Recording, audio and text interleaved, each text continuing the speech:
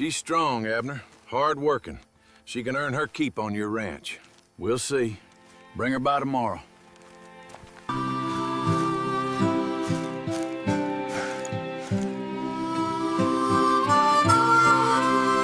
The cowboy heard a child crying in the snow and followed the footprints. She didn't ask for help. She never did. That was the problem. The snow had been falling since morning, slow and quiet at first, the kind that looks almost peaceful through a window. But by late afternoon, it had turned into something else entirely. Something that swallowed sound and erased roads and made the whole world feel like it had forgotten you were in it. And out there, somewhere past the frozen creek and the line of bare cottonwood trees, a child was crying. Caleb Holt heard it before he saw anything. He was walking back from the north pasture, his collar turned up against the wind, his boots already soaked through from checking on the cattle in weather no man or animal should be standing in. He was tired, the kind of tired that settles into your bones and doesn't leave easy, the kind that comes not just from hard work, but from years of carrying things alone. He stopped walking. There it was again, thin and high and desperate, a sound that didn't belong to the wind. He turned toward it. If you have ever felt alone in a storm, if you have ever been the one nobody came for, stay with this story, because this one is for you. And if you are new here, welcome. We tell slow, warm, emotional stories in this place. Stories about real love and real healing and real belonging. Subscribe if that sounds like something you need right now. It probably does. Caleb followed the sound across the field, his breath coming out in white clouds, his eyes scanning the gray-white distance. The snow was deep enough now that each step took effort, and the light was already starting to go the way it does in January, fast and without warning, like the sky simply gives up. He almost missed her. The little girl was sitting at the base of a cottonwood tree, her knees pulled up to her chest, her thin coat not nearly enough for the temperature. She couldn't have been more than 5 years old. Her boots were soaked. Her face was red from crying and from cold, and when she looked up and saw Caleb walking toward her, she didn't run. She just stared at him with the wide, exhausted eyes of a child who had already learned that the world was bigger than she was. "Hey there," Caleb said, crouching down in front of her. His voice was low and steady, the kind of voice that didn't promise anything it couldn't deliver. "You lost, little one?" She nodded, one small, certain nod. "Are you alone out here?" She shook her head. Then she pointed. He looked in the direction of her small finger and saw it. A shape in the snow, maybe 40 yards further into the trees. Something that wasn't a tree and wasn't a rock, but was very still and very small, half buried already by the falling white. Caleb's chest tightened.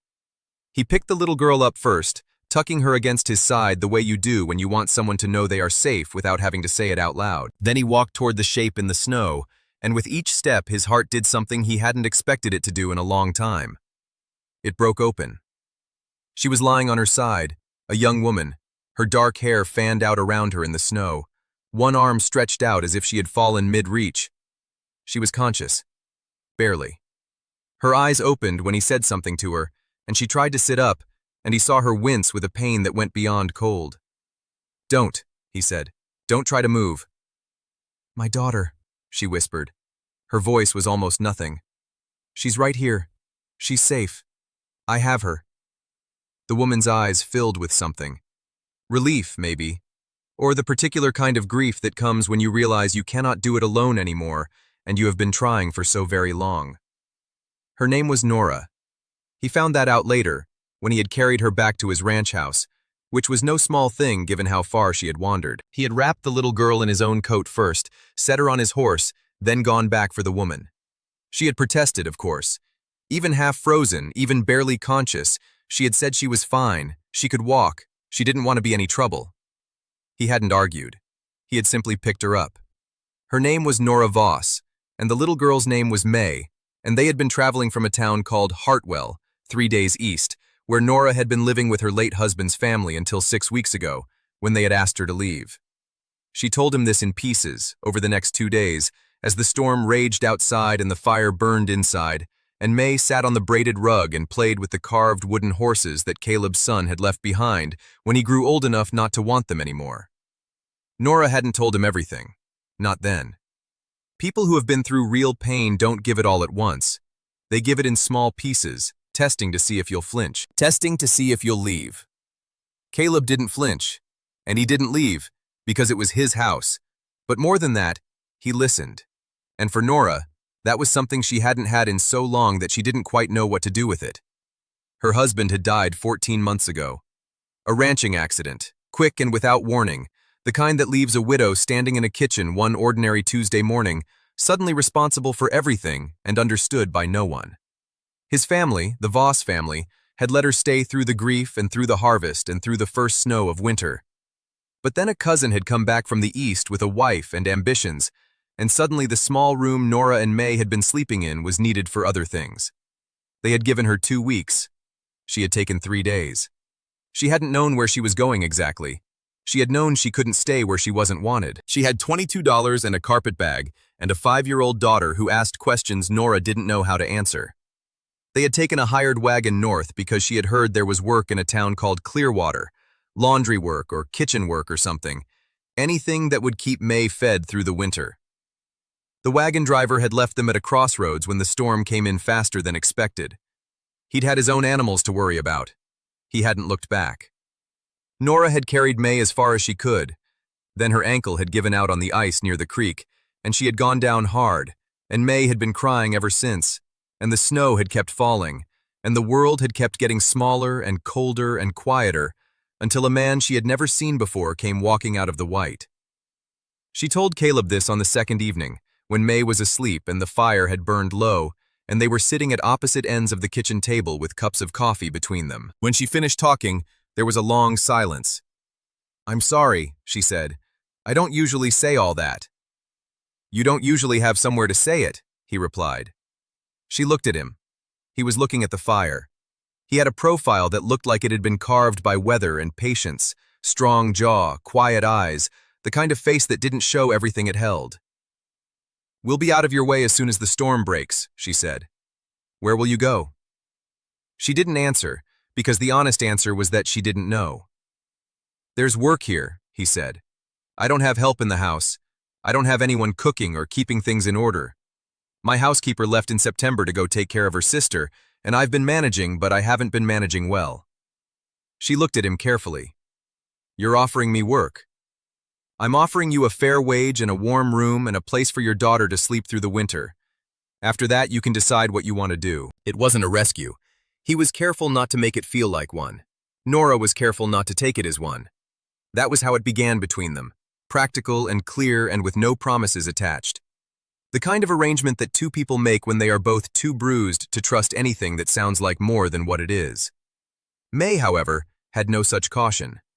Within 2 days, she had decided that Caleb's ranch was the best place she had ever been. She followed him to the barn in the mornings, her little boots leaving a trail of small prints in the snow beside his large ones. She named every horse, whether or not they had names already. She asked him questions with the fearlessness that only very small children possess, questions like why his house was so quiet, and whether he had ever had a little girl of his own, and whether horses got lonely the same way people did. Caleb answered every question. He never talked down to her. He never brushed her off. And Nora, watching from the kitchen window or from the barn doorway, felt something strange and uncomfortable happen in her chest every time she saw it. She didn't let herself name it. She had named things before and lost them. Caleb had his own grief, and he carried it the way men of that kind always do, quietly and without complaint, and in ways that you only noticed if you were paying close attention. His son, Thomas, was grown and gone, working a cattle operation in Montana. His wife, Eleanor, had died 4 years ago of a fever that came in spring and didn't leave. The house still had small signs of her everywhere. A quilt on the chair by the window. A row of dried flowers above the kitchen shelf. Nora left all of it exactly where it was, because she understood what it meant to keep the pieces of someone you loved. She thought about asking about Eleanor once. She didn't. Some questions are better answered by time than by words. The winter deepened. The days found their rhythm. May learned the names of all 12 cattle and made Caleb learn them too, even the ones he had always just called by color or number. Nora cooked and cleaned and kept the house the way she had learned to keep things, with care and without fuss, and slowly the silence of the place changed character. It had been the silence of loneliness before. Now it was something else, something more like rest. There were small moments. A cup of coffee left on the table for her without being asked. Her hand brushed when reaching for the same book. The evening he came in from the cold and stood in the kitchen doorway watching her braid May's hair, and didn't say anything for a long time. And when she looked up and caught him watching, he didn't look away. She was the one who looked away. Because she was afraid. Not of him, never of him, but of what it would cost her if she was wrong again. She had given her trust before, and had been given a temporary room in return. She had believed she belonged somewhere before and been shown the door when someone needed the space. She could not survive that twice. And she had May to think about. May, who had already started calling the ranch house home in the unconscious way children do, leaving her shoes by the front door, asking what was for supper, sleeping without nightmares for the first time in months. If Nora was wrong about this, it wasn't just her heart that would pay for it. February brought trouble the way it often does on ranching land, without warning and with serious intention. A man came to the door one afternoon while Caleb was out mending fence line on the south pasture. He was well dressed for the territory, city coat and polished boots, and he introduced himself as a lawyer representing the Voss estate. Nora went cold. The lawyer explained, in the smooth, unhurried way of a man who knows he holds the advantage, that the Voss family had decided to pursue legal guardianship of May, citing Nora's unstable circumstances, lack of permanent address, and insufficient means of support. He had papers. He set them on the table. He suggested she might want to reconsider any contest. He left before Caleb got back. Nora was sitting at the table when Caleb came in, the papers in front of her, her face very still in the way that people hold themselves still when they are trying not to come apart. He read the papers standing up. He read them twice. Then he put them down. "They can't take May," Nora said. Her voice was steady, but her hands were not. "She's mine. She is the only thing in this world that is completely mine." "They won't take her," Caleb said. "You don't know that.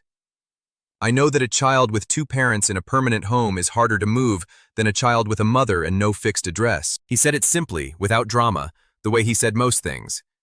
"If you're willing, I'd like to make sure May has that." Nora looked at him for a long time. "You're talking about marriage," she said. "I am. To protect May." He met her eyes. "To begin with." The wedding was small. The county judge came out on a Thursday with the preacher from the church in Clearwater, and Nora wore the better of her two dresses, and May wore a ribbon in her hair that Caleb had bought from the dry goods store without telling anyone. And when the preacher said the words and Caleb took Nora's hand, it was steady and warm and certain in a way that made her throat tight. After it was done, May tugged Caleb's sleeve. "Are you my papa now?" she asked. The question hung in the cold February air. Caleb looked down at her. His face did something Nora had never quite seen it do before. Something quiet and full and without any armor at all. "If you want me to be," he said. May considered this with the serious deliberation of a 5-year-old weighing something important. "Yes," she said. "I think I do." The Voss family's lawyer came back in March. He left without his papers because there was nothing left to argue. The home was permanent. The parents were married. The child was settled. The law had nothing to hold on to. After the lawyer's wagon disappeared down the road, Caleb found Nora standing at the kitchen window, watching the place where the wagon had been. "It's done," he said. "It doesn't feel real," she said. "Which part?" She was quiet for a moment. "Any of it. That she's safe. That I don't have to keep running." She paused. "That I'm here." He stood beside her at the window. Outside, May was in the yard, crouching down to look at something in the mud, the first traces of spring softening the hard ground. "You don't have to keep running," he said. "This is your home." She turned to look at him.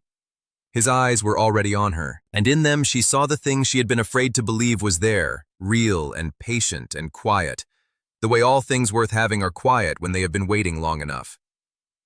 "I know," she said, and she meant it for the first time. She had kissed him then, not because the moment demanded it, but because she wanted to, because he was the man who had heard a child crying in the snow and followed the sound all the way to her, and because some things, once you finally let yourself believe them, feel like breathing after a very long time underwater. Spring came to the Holt Ranch the way spring always does in that country, slowly and then all at once. The cattle came through the winter better than expected. The creek ran clear.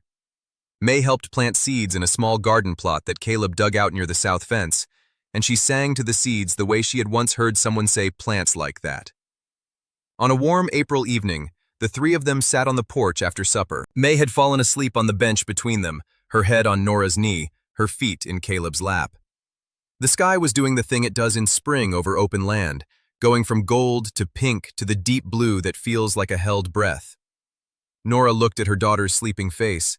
Then she looked at the man beside her, who was looking at the sky with the quiet satisfaction of someone who has finally stopped expecting loss. "She calls you Papa now," Nora said softly. "She does," he said. "Is that all right?" He looked at her. The smile that came was small and real, and the most unguarded thing she had ever seen on a grown man's face. "It is the best thing I have been called in a long time," he said. She reached across her sleeping daughter and took his hand.